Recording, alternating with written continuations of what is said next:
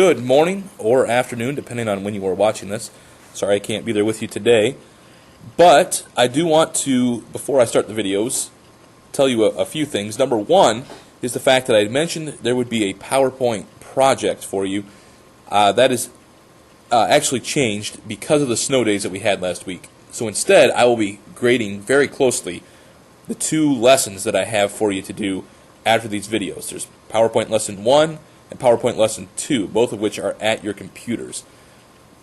Do look very closely at the end of each lesson because there's specific things you need to do to turn them in. On PowerPoint Lesson 2 especially, there are two ways that you'll have to turn it in, and I need them both. Okay, so please be aware of that. Please be careful with that. Also, before we start, I do want to tell you that I'm going to review what we did on Friday, and the last time we met, and then we'll talk about something new. But it was kind of rushed on Friday, and I really want to make sure that everybody knows how to do those first things we talked about, and plus we had some people miss as well. So at any time, I do encourage you to pause the videos and then do exactly what I'm doing on the screen so you can get some experience with this. So again, anytime, just pause the video, minimize your internet, go into your PowerPoint, and just stay with me in doing these slides. Okay, so first, we are going to make a PowerPoint about sports. So if you haven't done so yet, you can pause the video, open up PowerPoint, type in sports, and then of course put in your name. All right, and then I need another slide. Remember, new slide is right here. Click on that, and on the left-hand side, there's the new slide. So click to add title. We'll put in college football. And, of course, in college football, there's the greatest team of all time, the Nebraska Cornhuskers.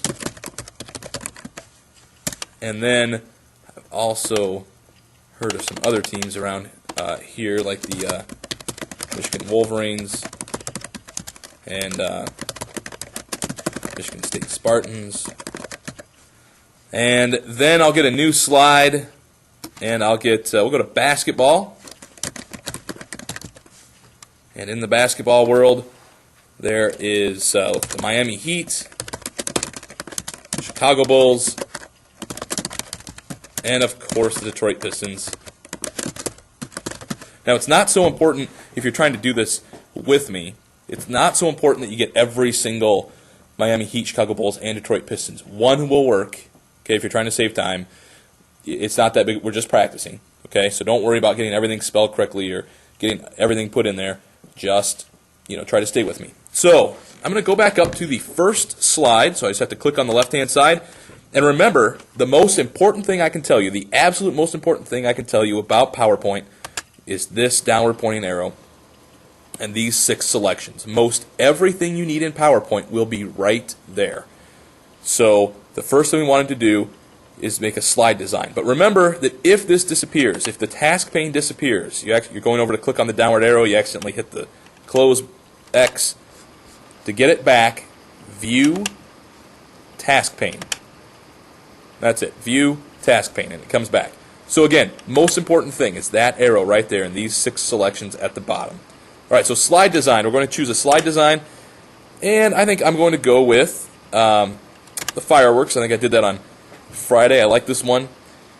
And you can see on every slide now I have a background. Very nice. All right.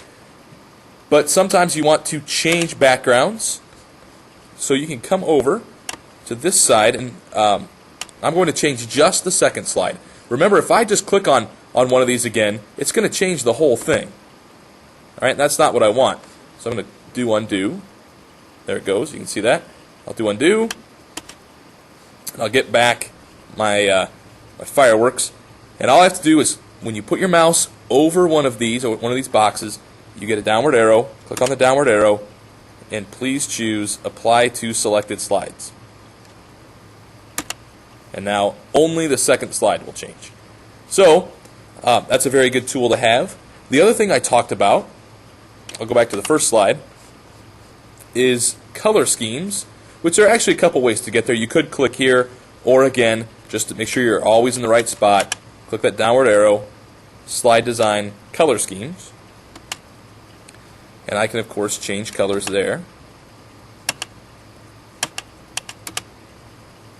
Okay, I like that one. Or I can go down to edit color schemes. And I can change this. I can change the color. I'll just do a fast one here. Go to white. Okay, I click apply. Alright, there now it's white in the middle. Okay, and then we also had to change a background. If I wanted to change a background and make it a picture or something like that, I am actually going to go back to slide design. I want to change this just so I can make a point. I'm going to change it to this right here, apply to selected slides. Okay, now I'm going to make a different background, my own personalized background, and I can go up. This is where one of those where I have to get off of the downward arrow, go up to Format, Background, and now click on this arrow and Fill Effects, and of course Texture and Pattern. I'm going to go with a texture instead of a picture. Go with texture. I'll click on this woven matte, very nice, and I'll click OK. And remember, if I click apply to all, it's going to do every single slide, so make sure you just click apply. Alright, now it looks good. I actually even kind of like the red part up there, but for what we're doing, I'm not going to leave that there. The problem is my woven mat is now on top of my other background, and my other background wants to peek through a little bit, so I need to change that. So to get the red, the other background off, I need to come to slide design and find this one right here, default design. It's just a white slide. Click on the downward arrow, apply to selected slides, and now I just have a woven mat. Okay? And then the last thing we talked about was animation schemes and making your words move. So we'll do that on slide number 3. Okay? And again, a couple of ways to do it. Animation schemes, or, as I always like to do, come over to the arrow, slide design, animation schemes. And remember, there are a couple of, there's subtle, it just kind of barely fades in. Okay, we've got moderate,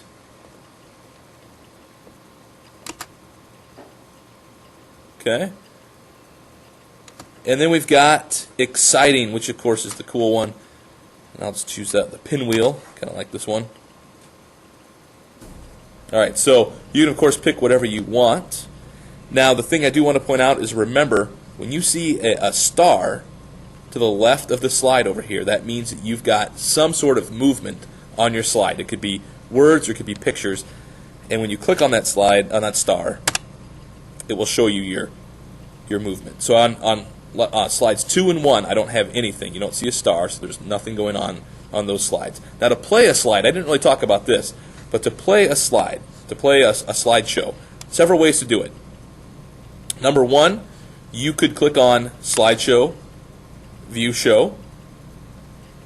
You could click, hit F5 on your keyboard, which I will do in a second, or you can make sure that you've selected the first slide and click on this little music stand.